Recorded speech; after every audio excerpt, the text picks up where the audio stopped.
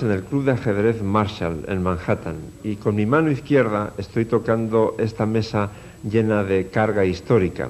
Lo hago con mucho respeto, porque en esta mesa se jugó la famosísima partida entre Frank Marshall, el ilustre jugador que dio su nombre a este club, y el campeón del mundo José Raúl Capablanca.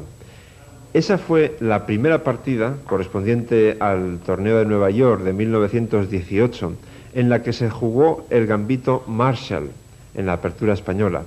Aquella vez Capablanca supo defenderse muy bien del ataque de Marshall y terminó ganando. Y el gambito, digamos que se aparcó durante unos 20 años, casi nadie lo usaba en la práctica magistral, hasta que allá por la década de los 40 lo revitalizaron con unos análisis más profundos que demostraban que las negras podían conseguir ataques realmente muy peligrosos a cambio de sacrificar un peón. Incluso hoy en día el gambito Marshall es un arma bastante temible y muy útil para jugadores, digamos, incisivos, agresivos, que normalmente consiguen una gran compensación a cambio del peón que entregan. Pero Frank Marshall no solamente fue famoso por ese gambito que él inventó, en realidad fue uno de los mejores jugadores del mundo, se mantuvo entre los 10 mejores del mundo a partir de 1904 durante 20 años aproximadamente. Decían de él que recordaba a un personaje de las obras de Shakespeare que fumaba enormes puros habanos y que solía irse a la cama con un tablero de ajedrez para el caso de que se le ocurriese una idea genial cuando estaba durmiendo y así podía reproducirla rápidamente en el tablero. En cuanto a su estilo de juego, era, como se deduce del gambito Marshall, un estilo muy agresivo, combinativo, siempre en búsqueda de la belleza y por lo tanto muy apreciado por los aficionados. Y eso se demuestra precisamente porque los aficionados neoyorquinos fueron quienes financiaron la compra de 2 pisos de este edificio, uno, el de arriba, de donde estamos ahora, para que Marshall estableciese su domicilio, y otro, donde está hoy el Club de Ajedrez Marshall, que se fundó en 1931. Por eso digo que este club está realmente lleno de historia en todas sus paredes. Lo que sé es que siempre había mucha gente que quería formar parte del club. Algunos han muerto o se han marchado. Verá, yo he sido artista y al village se le conoce como un centro de artistas. Por eso vine aquí, porque aquí vivían artistas famosos y aún viven. No solo Mark Twain, están Mary Me Cotty en la calle Gage, Cummings en Fashion Place, John Reed, que estuvo en Rusia, también en Fashion Place. Cruzando la calle estaba la actriz Kathleen Turner. Tenía ese ambiente y a la gente le gustaba estar aquí. Había unas reuniones justo enfrente, en el número 54. Se podían ver los tragaluces. Allí estaba también Winslow Homer, el famoso artista de paisajes marinos de América. Sí, se reunían y eran muy conocidos. Y en los bloques cercanos, todas eran casas de artistas. Es quizás una calle sagrada.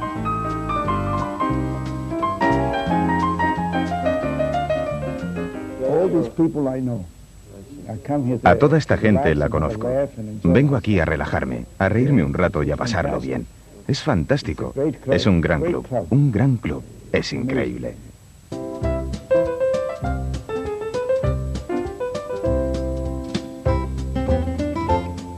Como en casi todos los órdenes de la vida, en el ajedrez la rutina también puede llegar a ser peligrosa. Cuando llevamos cierto tiempo jugando, nos acostumbramos a pensar de una manera bastante automática. Si yo ataco, él defiende. Si yo creo un peón pasado, él intenta bloquearlo. Si yo capturo, él recaptura. Eso es lo normal, pero no siempre es así, no tiene por qué ser así. A veces existe el famoso concepto de la jugada intermedia. Si yo ataco una pieza, él no la defiende, sino que me ataca a mi otra o crea una nueva amenaza. Eso ocurre, por ejemplo, en esta posición. Está jugada por 2 soviéticos casi desconocidos, Sopkov y Moiseyev, en algún lugar de la Unión Soviética. Es una posición de 3 piezas contra 3 y las negras se las prometían muy felices porque habían visto que después de alfil por C5, que las blancas jugaron, caballo por G2,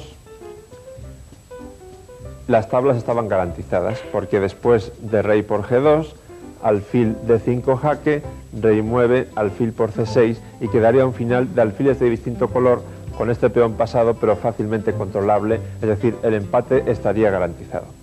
Pero yo ya puedo imaginarme la escena. Moiseyev, que lleva las negras, ha jugado caballo por G2 y después de apuntar su jugada se ha quedado con el bolígrafo así colgando en la mano a la espera de que su rival juegue inmediatamente rey por G2 y entonces él ya haga la próxima. Y de pronto se le vio crear una cara de asombro absoluto cuando Sopkov, que llevaba las blancas, no toma en G2, sino que hace caballo E7. ¿Qué es esto?, debió decir Moiseyev. Esto es que las blancas amenazan nada menos que alfil D4 jaque mate. Entonces, para poder librarse de esa amenaza hay que jugar o bien rey G7 o mover este peón, y entonces tranquilamente las blancas en la próxima jugada capturan el caballo de G2 y se quedan con una pieza de ventaja y ganan. Por lo tanto, cabe imaginar que a Moiseyev esta jugada intermedia le debió causar un fuerte dolor de cabeza. El genial cubano José Raúl Capablanca nos dejó, entre otras muchas maravillas, este otro ejemplo de jugada intermedia. La posición se produjo en su partida con negras frente a Tartakover en el histórico torneo de Nueva York 1924, uno de los más importantes de la historia, seguramente. Y yo estoy absolutamente convencido de que en este momento de la partida Tartakover se encontraba muy excitado. ¿Por qué? Porque estaba viendo que podía ganar al campeón del mundo en plena apertura. Aquí una jugada que en principio se va de las manos es dama A4 jaque. Amenaza no solo al rey, sino también el alfil. Lo que pasa es que las negras tienen una defensa muy fácil con caballo C6, dama A4 jaque, caballo C6, protegiendo el alfil, no pasa nada. Ahora bien, ese caballo de D8 está atacado por el alfil de F4. Entonces surge la combinación instantáneamente. Primero alfil por B8, torre por B8, dama A4 jaque y pieza de ventaja. Tartakover evidentemente tomó el caballo de B8 sin dudarlo más. Y de pronto Capablanca no toma en B8, hace otra cosa. Caballo D5. Fíjense qué jugada más elegante. El alfil sigue atacado, pero es que además se amenaza caballo E3 jaque doble al rey y a la dama. Y hay francamente pocas defensas. Pero de pronto Tartakover encuentra una muy ingeniosa y él cree que nuevamente está ganando la partida. Alfil F4. El alfil vuelve donde estaba y no vale caballo por F4 por dama A4 jaque y dama por B4, y las blancas volverían a quedar con una pieza de ventaja. Pero resulta que en este caso las jugadas intermedias no son una, sino dos, porque aquí está la otra. Dama F6, como clava el alfil, se renueva la amenaza caballo E3 jaque y las blancas tienen que hacer caso de esa amenaza, no sé, por ejemplo dama C1, y entonces caballo por F4, y las negras quedan en una posición francamente muy sólida. Es decir, el gozo de Tartakover se fue al pozo. Ahora nos trasladamos mentalmente al torneo de Moscú de 1947. Estamos ante la partida Simagin-Aronin y hay bastante tensión en el tablero, como pueden ver, porque bueno, la posición del rey negro es bastante expuesta, este caballo puede amenazar con saltos peligrosos, la torre está dominando la columna B, este alfil ocupa especialmente una diagonal fortísima, la dama está lista para entrar al ataque, pero eso no es todo, porque las negras también pueden tener cierto contrajuego con la columna H abierta sobre el punto H2. La dama negra puede incorporarse al ataque también. En fin, la cosa no parece estar muy clara. Pero de pronto Simagin, que juega con blancas, cree que ha visto una jugada maravillosa. Y realmente el corazón empieza a latirle muy deprisa. Lo que ha visto y lo que hace, de hecho, es torre por B7. Y se levanta muy ufano a pasear por el escenario porque está seguro de que la partida está ganada. ¿Por qué? Porque se amenaza por una parte dama por A4, o sea, se amenaza con capturar la dama, y no vale dama por A4 por alfil G6 jaque mate. La jugada parece magnífica y sin embargo no gana, porque Aronin tiene previsto un recurso oculto. Contra torre por B7 ni se come la torre ni se come la dama, hace simplemente E4. Y ahora amenaza el abrecierra, el famoso abrecierra, que consiste en jugar alfil H2 jaque, única rey H1, y ahora las negras abren y cierran la acción del alfil y hacen tablas por jaque continuo. Por lo tanto, Simagin no pudo ganar la partida y una vez más se demuestra que hay que tener mucho cuidado con las jugadas intermedias, porque si no, uno puede llevarse fuertes disgustos. Un variante muy cercano de la jugada intermedia es la jugada tranquila. De pronto, en plena tempestad combinativa, deja de llover, cesa el viento y el jugador atacante, en lugar de seguir con movimientos muy incisivos, opta por una jugada muy tranquila, pero de efectos terroríficos. Un magnífico ejemplo es esta partida, Teichmann-Schlechter en el torneo de Karlsbad de 1911. Como pueden ver, la posición de las blancas es preferible por varias razones. Hay un peón débil en D6, un agujero muy bien ocupado por este alfil, que realmente es monstruoso, en la casilla D5, el caballo de F5 también es más activo que sus colegas negros, y en general la posición blanca es más armónica que la negra. Sin embargo, tampoco se ve que eso sea el fin del mundo para las negras en principio. Pero Teichmann sí vio una combinación realmente profunda, que empieza con alfil por F7 jaque. Esto no era muy original ni siquiera en aquella época, ya se conocían combinaciones así, pero lo original es la jugada tranquila que veremos después. Rey por F7, caballo G5 jaque, rey G8 y dama H5. Este es un tipo de sacrificio más o menos temático. Ahora se amenaza nada menos que dama por H7 jaque, seguido de dama por G7 mate. Pero las negras creyeron haber encontrado una respuesta bastante satisfactoria jugando caballo por F5, porque ahora tanto el caballo desde F5 como la dama desde C7 están defendiendo el punto G7. Entonces siguió dama por H7 jaque, rey F8, dama por F5 jaque, y muy probablemente Schlechter, que jugaba con negras, debió pensar que Teichmann se iba a conformar ahora con el empate por repetición de jugadas, es decir, rey G8, dama H7 jaque, rey F8, dama F5 jaque, etcétera, etcétera.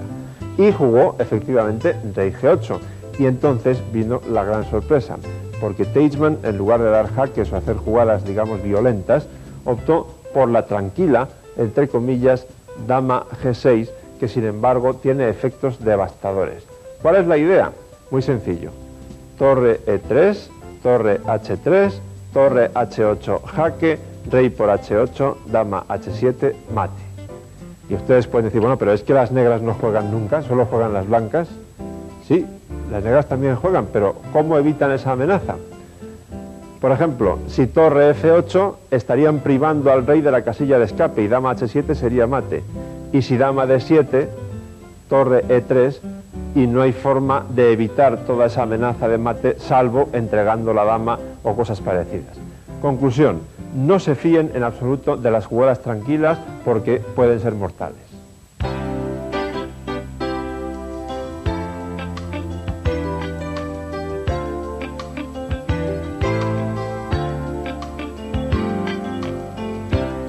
Max Euber, holandés, poseedor del título en el periodo 1935-1937, doctor en matemáticas, fue el único campeón que nunca tuvo al ajedrez como principal profesión. Su gran prestigio personal le convirtió después en presidente de la FIDE. Creo que Euwe ha sido subestimado. Se pensaba que ganó el título un poco porque tuvo suerte, porque Alyoshin estaba bebiendo demasiado. He estudiado aquella partida de 1935 y creo que Euwe merecía la victoria. Era el primer jugador que trató de combinar una preparación muy concienzuda para el medio juego. Eso fue en el 35. En el 37, el gran genio de Alyoshin fue capaz de vencer a su oponente. Pero en el 35, Euwe dio un importante paso hacia adelante.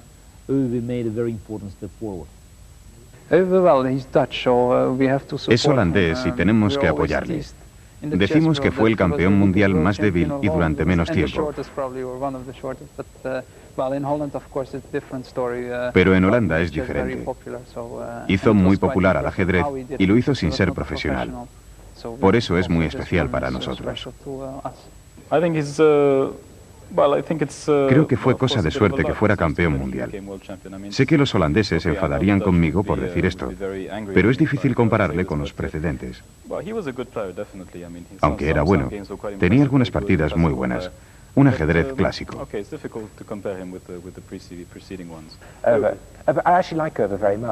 Me gusta mucho Ewe, por eso lo dije. Escribió libros interesantes sobre la apertura. Encontré ahí una de mis aperturas preferidas, entre las sugeridas, escrito hace 50 años y aplicable hoy. Es muy impresionante. No era un campeón mundial muy fuerte, pero como teórico sí es muy importante.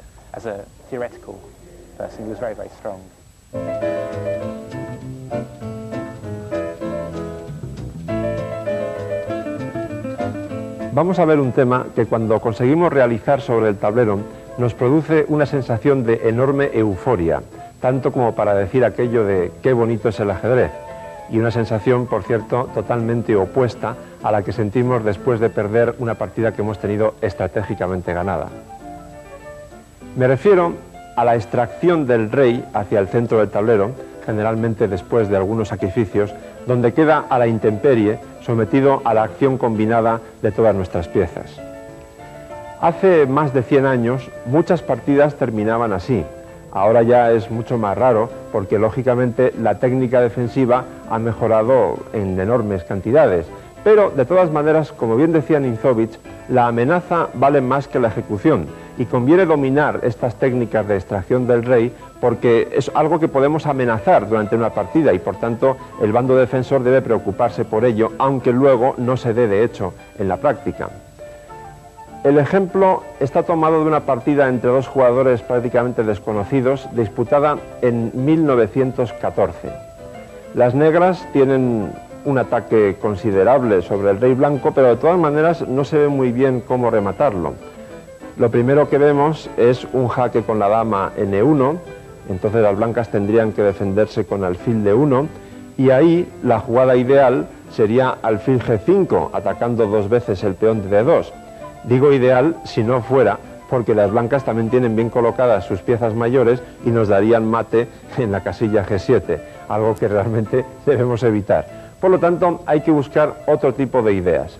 Y entonces lo que vemos es que después de dama E1 jaque alfil D1, el rey blanco está muy congestionado por sus propias piezas, porque el alfil de D1 y estos tres peones, ese complejo de peones doblados en la columna C y su compañero de D2, le van a quitar mucha capacidad de maniobra si conseguimos extraerlo. Y entonces ya tenemos la idea, hay que extraerlo a cualquier precio, es decir, al precio de dama E1 jaque alfil D1, sacrificar la dama en D2. Hay que aceptar el regalo, entre comillas, y entonces sigue alfil G5, pero ahora es jaque, por lo tanto las blancas no pueden darnos mate de momento, y ahora hay que jugar rey D3, porque no hay elección. Tengan en cuenta que la torre está cortando toda posible escapatoria del rey blanco por ahí. Ahora torre E3 jaque, una vez más la jugada es única, rey D2, ahora torre E4 jaque descubierto, de nuevo solo hay una respuesta, rey D3 y C4 jaque mate. Debo confesar que la sensación que uno tiene cuando produce una partida así no está exenta de un poco de sadismo, pero en cualquier caso es muy placentera.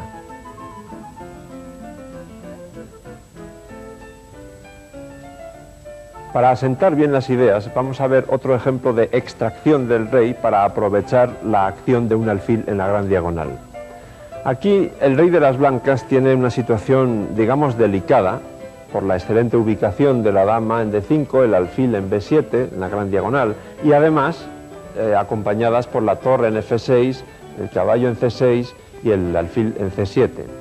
Ahora bien, mientras el rey blanco se mantenga por dentro de esta estructura de peones, con el punto F3 defendido por el alfil, bueno, la situación no es tan grave. Pero si conseguimos extraerlo hacia afuera, lo que va a pasar es que sus propios peones, así como el alfil de B7, van a evitar que pueda volver a casa y entonces ya estaría en peligro mortal. Dicho eso, creo que ustedes ya han adivinado cuál es la primera jugada. Evidentemente, torre por F3, alfil por F3, y ahora seguramente ya saben lo suficiente para haber adivinado la siguiente. No importa sacrificar la dama. Dama por F3 jaque, rey por F3. La siguiente es muy fácil porque si no el rey volvería a casa y se acabó la alegría. Caballo por D4, jaque descubierto con el alfil, evitando que el rey pueda volver a G2 y también que pueda refugiarse en E2. El rey tiene que salir a los medios. Rey G4.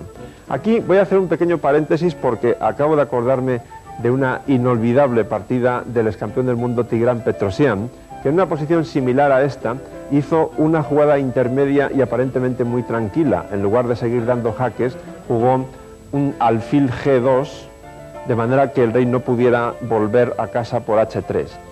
Les digo esto más que nada para que lo recuerden como un pequeño truco o un recurso que puede ser útil. En este caso no es necesario, porque después de alfil C8 jaque, el alfil ya está cubriendo esta retirada, el rey no tiene más que esta casilla, y entonces caballo F3 es jaque mate. Una combinación muy bonita, muy espectacular, pero nada difícil, siempre y cuando se tengan las ideas claras.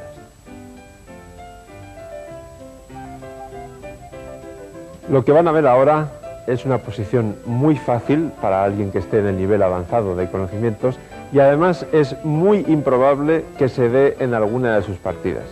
Sin embargo, como el ajedrez tiene un gran componente lúdico, me van a permitir esta pequeña diversión. Les toca jugar a las blancas, que están atacando a este rey totalmente desamparado en el centro del tablero. La solución es dama G4 jaque, rey D3, dama E2 jaque, respuesta única, rey C2, D3 jaque descubierto con la dama, rey por el alfil de C1, y ahora una pequeña curiosidad contradictoria. Ya sabemos que el enroque se inventó para proteger al rey. Seguramente su inventor nunca pensó que con el enroque además se puede dar jaque mate. El rey en la octava fila, es decir, la primera de las blancas, ha recibido jaque mate. Les deseo fervientemente que ustedes sean capaces o que tengan la oportunidad de dar este mate en una de sus partidas.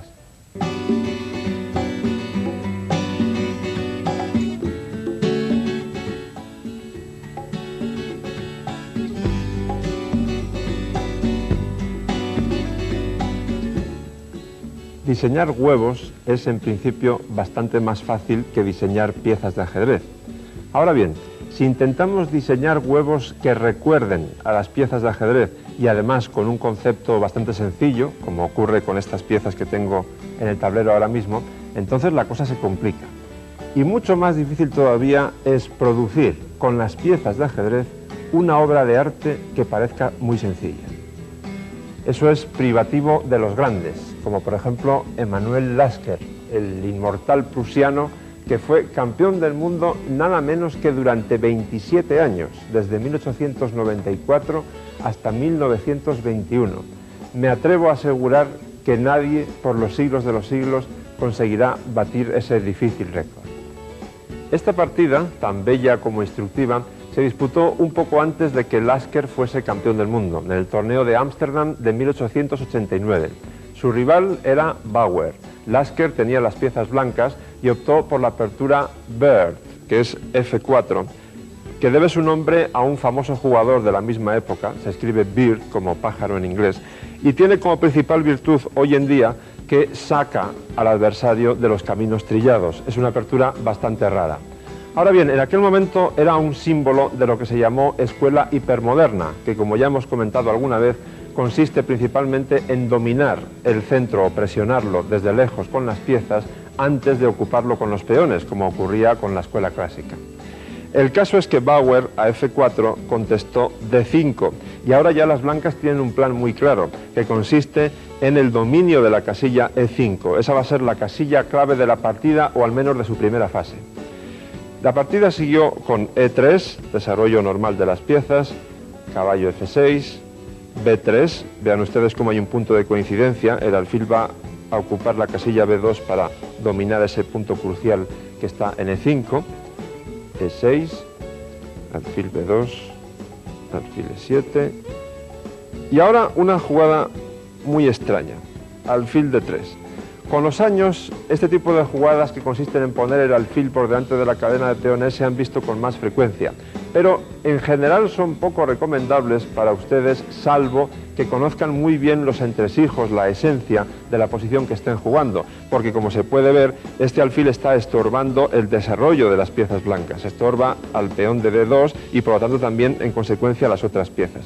Además, en este caso concreto, alfil D3 es una jugada inconsecuente, porque si de lo que se trata es de controlar al máximo el punto E5, lo suyo hubiera sido mantener el alfil en la casilla F1 hasta que las negras jueguen, por ejemplo, C5, y solo entonces llevar el alfil a B5 para cambiarlo por alguna pieza negra, preferentemente por el caballo, desde D7 o C6, que controlaría E5, es decir, quitando a las negras las piezas que controlen esa casilla crucial de E5. Pero bueno, Lasker en aquel momento sabía bastante menos de todo esto de lo que sabemos hoy en día, un siglo después, y por lo tanto prefirió jugar alfil D3.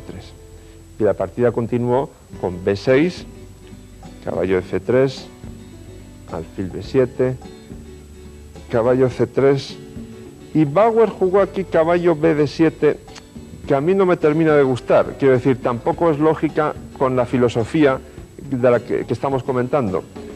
Yo hubiera jugado en Roque con el plan de seguir C5 y después desarrollar el caballo de dama a C6 y el otro a D7, de forma que el control sobre E5 hubiera sido casi total. Se hubiera evitado posiblemente que las blancas construyan la victoria que vamos a ver a continuación sobre el control de esa casilla. Pero bueno, eso no ocurrió, porque Bauer prefirió jugar caballo B D7. Lasker se enrocó y las negras hicieron lo propio. Y ahora Lasker empieza un plan que continúa después con absoluta lógica. Juega caballo E2. La idea es muy simple, llevar todas las piezas posibles al flanco de rey para atacar al rey negro.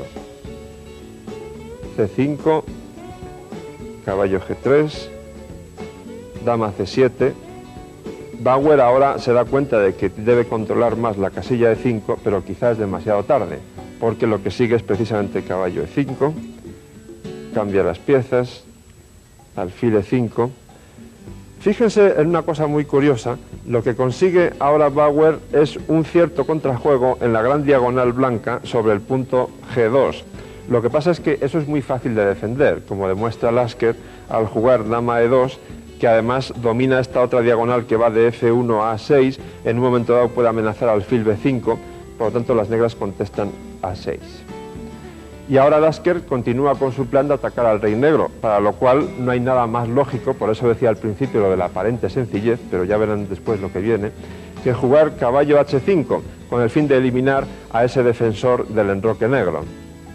La partida siguió con caballo por H5, y ahora les recomiendo vivamente que se fijen muy bien en esta posición, porque esta partida es un modelo, es un patrón que ha determinado cómo se deben jugar este tipo de posiciones de ataque contra el rey negro, al menos con esta estructura que tenemos ahora en el tablero.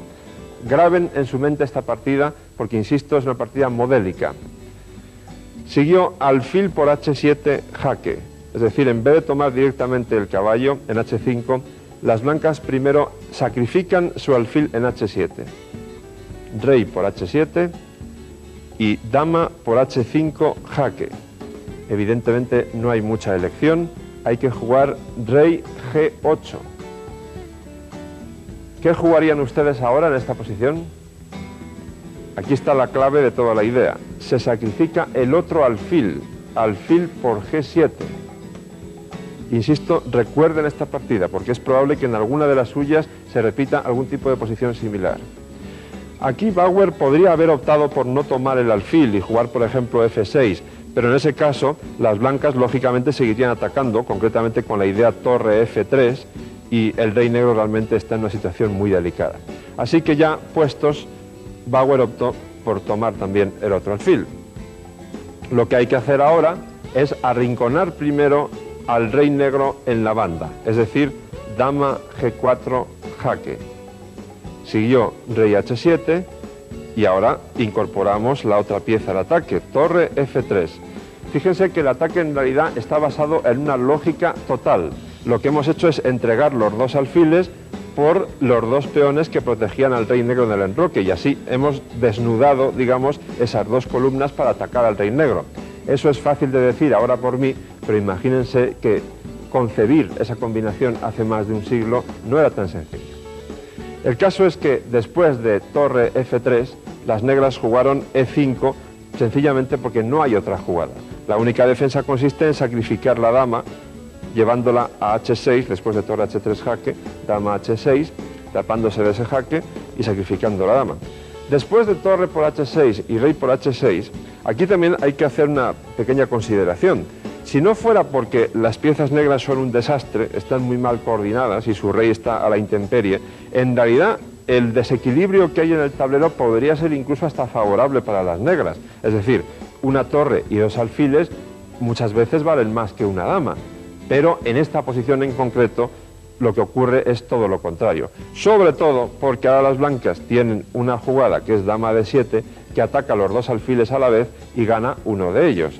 La partida continuó con alfil F6, dama por B7, las negras intentan proteger el punto F7 con rey G7 para poder movilizar esa torre, torre F1, lógicamente hay que añadir la única pieza que faltaba al ataque, torre A B8, atacando la dama, dama D7, torre F D8, y en realidad ahora es repetir la historia para rematar esta victoria tan merecida. Se trae la dama y la torre a atacar al rey de nuevo por esas dos columnas que les he mencionado antes.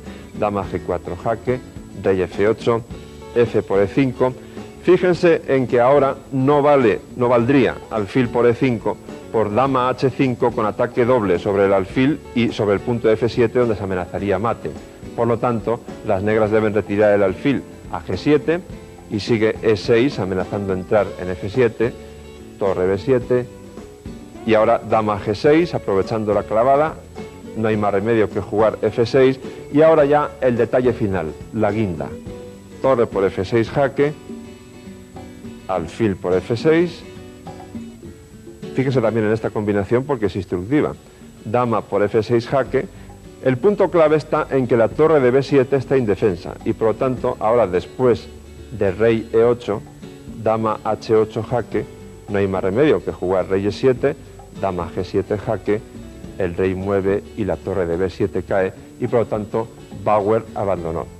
Es absolutamente evidente en esta partida que Lasker tuvo lo que hay que tener para lanzarse al ataque.